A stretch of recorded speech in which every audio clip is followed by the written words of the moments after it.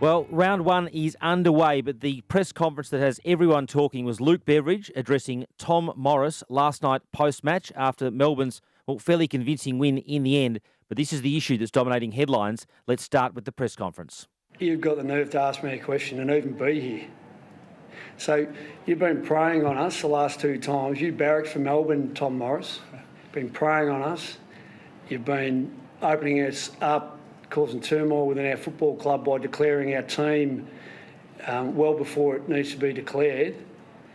Is that the way Fox want you to operate? Yeah, is that what you're doing? Is that the gutter journalist you want to be? No. Is that who you want to be? Are you proud of yourself? Yeah, absolutely. You're proud of yourself? Yeah, Fox backs me completely. Wow. And to be honest, No, that's enough. That's enough. Next question, please. Next question. Mate, you're not welcome. No, this is the AFL's press conference, and I'll sit what? here. It's the what, sorry? AFL's press conference. Yeah, okay. Well, I think you got enough, boys and girls. I think we're probably done, aren't we? Now, that raises a raft of issues. What I want to do is try and give you the insight into the latest going on late this morning. I also want to talk about some of the implications from this and some insight into what's been happening at the Bulldogs for a couple of weeks now. And I'll also give you my take on some of the things that Bulldogs coach Luke Beveridge said.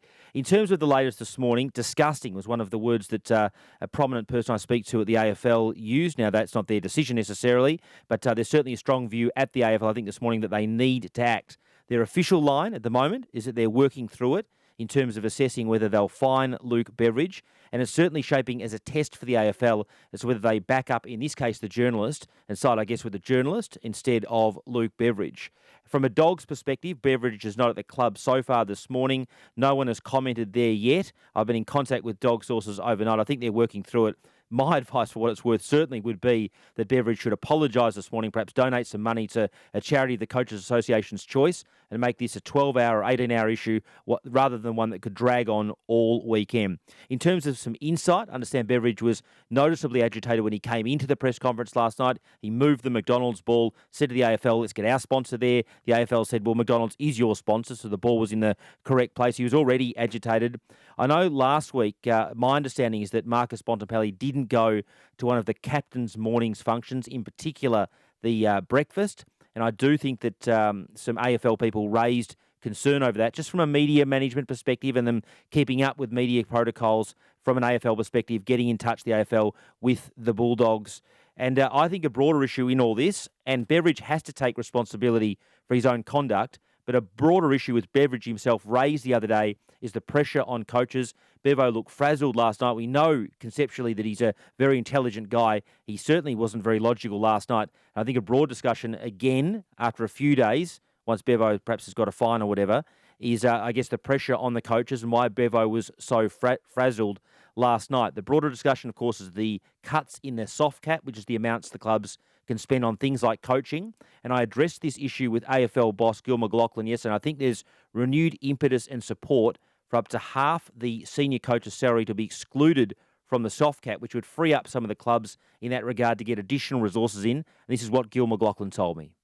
Just 2 Gil on the soft cap, but would you look at excluding half the senior coach's salary as a means of, I guess, ensuring that job is still attractive and, I guess, attracting the best talent? Yeah, we've looked at that. We're talking it through with the clubs, and we're looking at a system to make sure that our senior coaches are as well paid as they deserve to be. It's an opinion business. My observations for what they're worth last night were that this was a selection story regarding round one. Bevo's comments have taken it from a 1 out of 10 to a 10 out of 10. His arguments also weren't logical. Tom Morris isn't conflicted. He raised Melbourne selection issues equally, I think, in the preliminary or semi-finals last year. To raise the mental health card or issue on a selection story is crazy, to be honest with you, because selection, surely journalists should, in good faith, be able to discuss that. He personally attacked Tom on an employment basis. Tom's just doing his job. And I think the main issue in all this, and this has been reiterated by various commentators this morning, is that the main issue here is the Bulldogs leak. They've admitted they've got one from a selection point of view. And this suggestion also that it was affecting the Bulldogs or has rattled the club around one selection issue, it just doesn't make logical sense on the part of Beveridge, who, as I said, he's always been good to me and seems like a really logical and intelligent guy. That's the latest this morning regarding that issue. A broad question from last night, Beveridge aside, was whether Wednesday night footy, and in particular the grand final rematch, is an appropriate season opener going forward. Of course, Richmond Carlton have had that mantle for a number of years. The AFL's position to me yesterday when I spoke one-on-one with Gil McLaughlin was that if there was strong support from last night and a good reaction, they look at it certainly going forward on a permanent basis. There'll be some debate around that throughout the course of this weekend and early next week. From a crowd perspective, the AFL's been talking up a record round one crowd. I sort of think that's a bit of an ambit claim or ambit aim, given that it's a bit of a stretch target, because I don't know whether they'll get there. I hope they do. But last night was just over 58,000. The AFL still optimistic they will set the round one record this weekend, which is about 400,000 on 17, I think. So the crowd last night was a little bit soft. There's some factors there. There was obviously bad traffic. Wednesday nights and Thursday nights are difficult for families. And I think a lot of the audience are used to watching it on TV. There was also renewed talk yesterday of the impact of this new variant, which the AFL sources tell me, apparently, according to some epidemiologists, is 30% more transmittable. So clearly that's in the back of some people's mind. It was obviously a great TV product. It did 2.26 million nationally, averaged 734,000 and was the number one program in Melbourne last night. So from a TV perspective, there's no doubt that it was a success.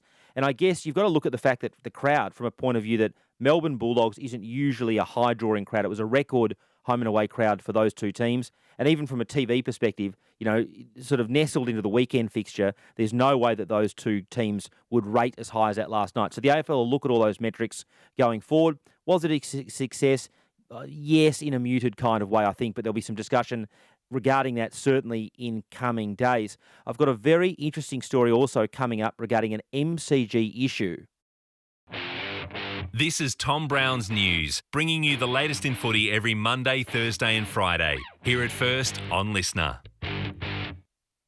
Of course, Melbourne supporters last night were just happy to see the unfurling of the flag and a great victory in the end, and see likes of Christian Petrarca in action. Gawn and the likes dominated in the ruck. There was an interesting issue, though, at half-time. The AFL and Melbourne had promised the supporters fireworks at halftime, which were cancelled at the last minute. I've done some digging on this. It wasn't the AFL's fault. It wasn't the MCC's fault. Apparently the MCG and the MCC filled out all the requisite paperwork. I've spoken to state government sources. They didn't cancel it. My understanding is it was at the MFB, or Fire Services, well, they call it Fire Services Victoria, something along those lines, but basically the fire brigade.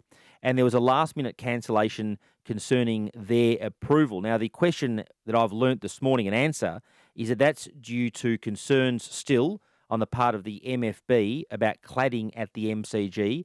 And it gets more complicated because there's an appeals process in place at the moment regarding the status and whether a lot of that cladding, which has already been replaced, but the remainder has to be replaced. The Stars, the Melbourne Stars, had approval for similar fireworks in January, and there was no issues there, but there was a last-minute issue last night. And the reason Melbourne was disappointed was because, A, they'd promised their supporters those fireworks, and B, when Melbourne was sort of promised this season opener, it's my understanding the AFL initially indicated they'd try and get an international band at halftime.